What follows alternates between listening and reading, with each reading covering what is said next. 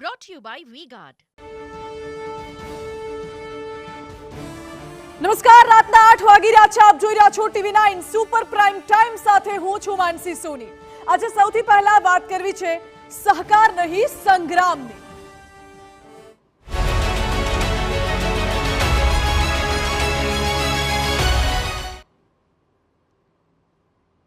સહકાર નહીં સંગ્રામ. દેશની સૌથી મોટી સહકારી સંસ્થા ઇફકોના ડિરેક્ટર પદની ચૂંટણી હાઈ પ્રોફાઇલ ડ્રામા બની છે. ઇફકોના ડિરેક્ટર પદ માટે રાજકીય કાવા દાવાઓની સાથે સામાજિક સંસ્થાઓએ પણ રાજકારણ કર્યાનું બહાર આવ્યું છે. ભાજપના મેન્ડેટ વિરુદ્ધ થયેલી આ ચૂંટણીએ ભાજપનો આંતરિક ખટરાગ ખુલ્લો પાડી દીધો છે. તો મેન્ડેટનું પાલન નહીં કરનાર સામે કાર્યવાહીની માંગ કરાતા રાજકારણ પણ ગરમાયું છે. જુઓ ઇફકોની જીતની કેવી થઈ રહી છે સાઇડ ઇફેક્ટ.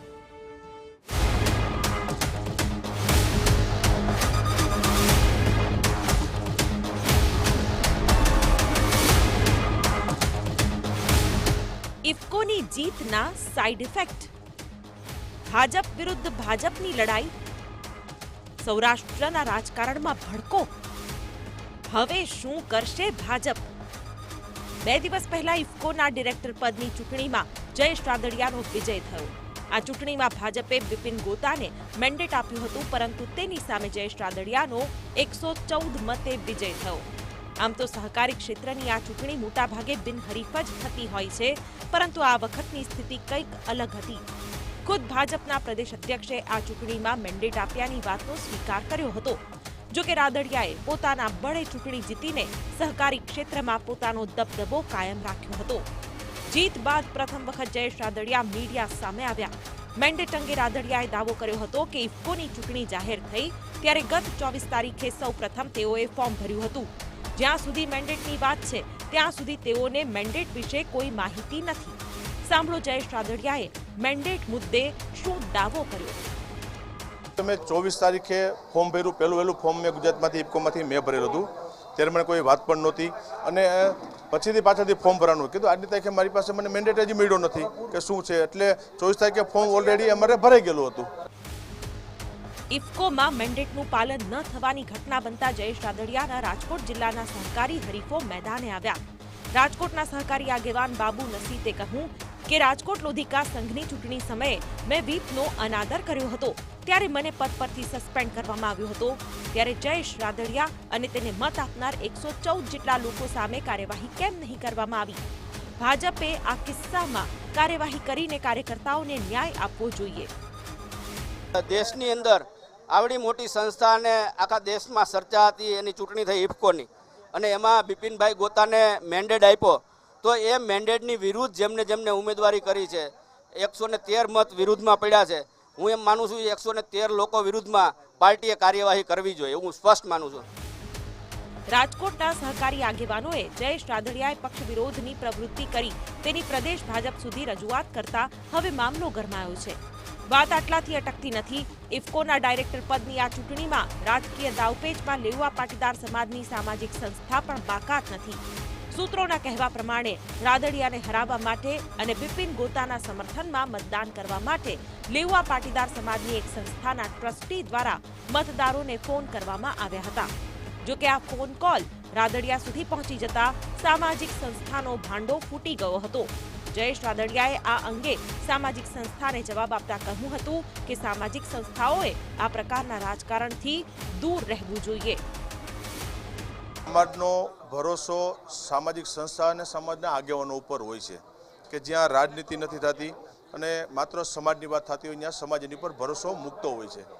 સમાજની સંસ્થાઓની વાત આવે ત્યારે સ્વાભાવિક રીતે હું રાજકીય વ્યક્તિ હોવા છતાં પણ સમાજનું પ્રતિનિધિત્વ કરું છું.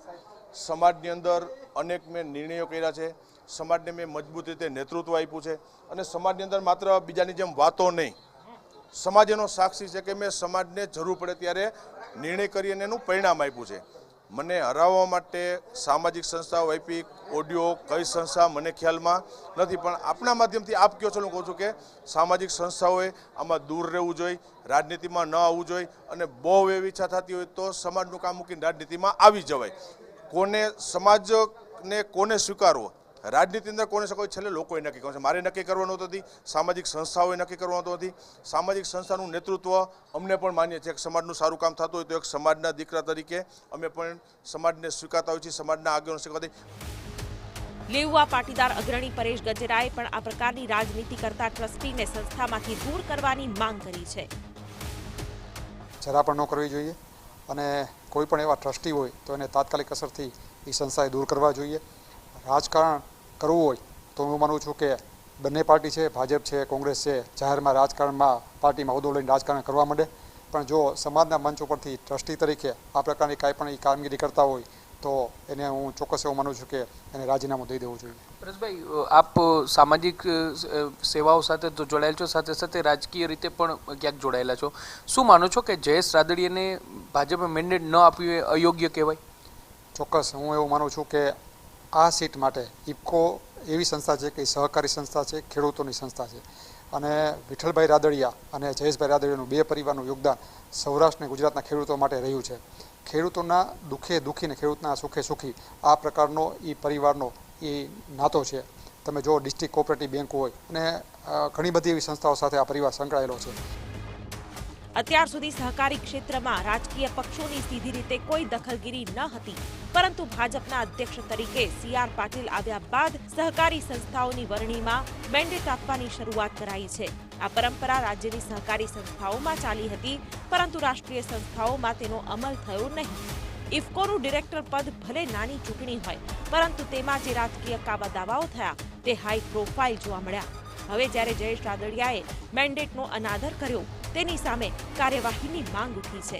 ત્યારે પ્રદેશ ભાજપ આ અંગે શું નિર્ણય લેશે તે હવે જોવાનું રહેશે. પરંતુ એક વાત નક્કી છે કે સહકારિતાનો આ સંગ્રામ આગામી દિવસોમાં પણ યથાવત રહેશે. મોહિત ભટ્ટ, TV9, રાજકોટ.